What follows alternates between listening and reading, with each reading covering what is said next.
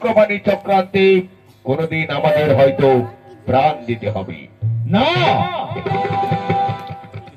আমিও রাজা সুরঞ্জন রায় মন্ত্রী চক্রবাণীকে আমি এমন শাস্তি দেব যা দেখে রতনগড়ের প্রজাবৃন্দ আতঙ্কে শিউরে উঠবে, শিউরে উঠবে।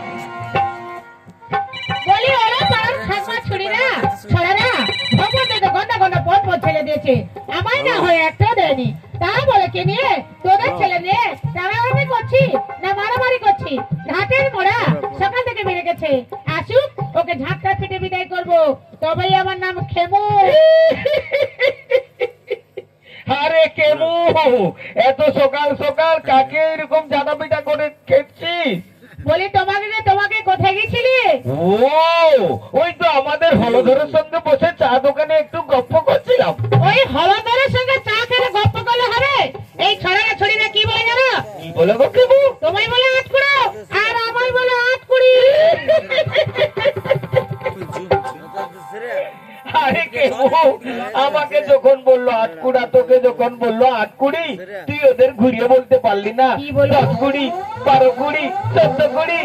কালার মরানগর মরর, আমি বলে এই কালা সামনে নিয়ে ঘর করছি, অন্য কেউ হলে টুল চিরে পালিয়ে যেত। ওই 10 কুড়িও নয় 12 কুড়িও নয়, ছেলে গো ছেলে। ও জেলে? হ্যাঁ। জেলে দিয়ে কোন দিকে মাছ ধরবি কেমু? বাবুদের বড় দিকে দেখো, বড় দিকে। ঠিক আছে কেমু, তুমি একটু অপেক্ষা করো, আমি এক্ষুনি যাচ্ছি জেলে দেখে নিয়ে আসছি। এই শোনো শোনো, ওই মাছ ধরা নয়, ছেলে নয়, ছেলে গো ছেলে। ও ছেলে? আরে কেমু, ছেলে কি গাছের ক্যান্ড পাকা? যখন চাইবি তখন টপাটপ করে তোর হাতে এনে দিয়ে দেবো। কেন গো?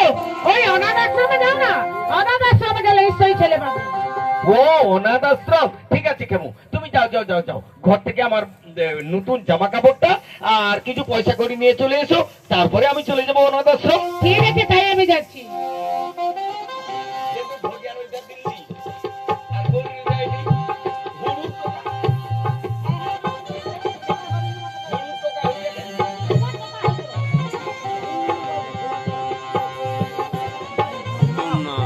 ছেলের জন্য পাগল হয়ে গেছে না, সেই বাবার আমলে একটা কীর্তন শিখেছিলাম, সেই গানটাই ধরা যায়।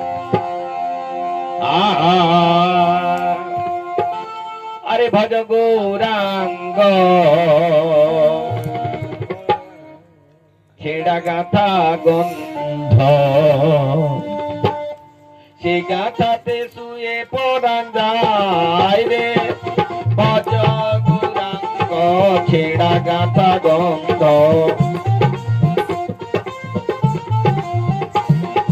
নদিয়ার খেয়া গাছে শিশু জন্ম মুরগি কাটে, নিতাই তার করে ছিল ট্যাংরে। কি মজা, কি মজা।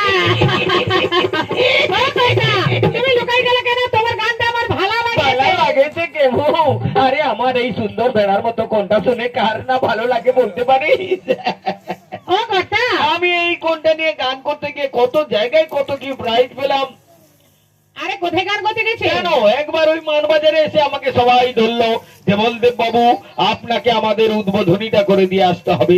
আমি একবারে ন্যাংটো ব্যাংটো হয়ে চলে গেলাম। হ্যাঁ, তুমি ন্যাংটা হয়ে গেছিলে? আরে ন্যাংটো হয়ে যাবো কেন, মানে নতুন জামা কাপড় পরে নিয়ে চলে গেলাম, গিয়ে স্টেজের উপরে উঠে গিয়ে ধরে ফেললাম গর্ধব রাগিনী। ও বাবা রে, কয়েকজন ছেলে গিয়ে বলছে, হেই দাদু থামুন, হেই দাদু থামুন। আমি তো কিছুতেই নামতে চাই না, বাঁশির মতো বেরিয়ে যাচ্ছে আমার কণ্ঠের গান। ভুলে গেছি। তারপরে কয়েকজন মেয়ে উঠে গিয়ে বলছে, এই দাদু একটু দাঁড়ান, একটু দাঁড়ান। ঝুড়িতে করে নিয়ে গেছে। আমি ভাবলাম যে বাবা এবারে আমার কপাল খুলেছে। হ্যাঁ হ্যাঁ। ও বাবা, খবরের কাগজ খুললো দেখি রং বেরঙের জুতো সব সুতলি দড়ি দিয়ে গাঁথা। আমাকে দাঁড়িয়ে যেতে বলতে আমি তো একবারে দণ্ডায়মান হয়ে গেলাম।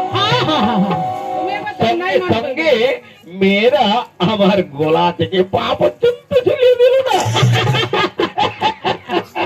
তুমি এত সুন্দর গান গাও।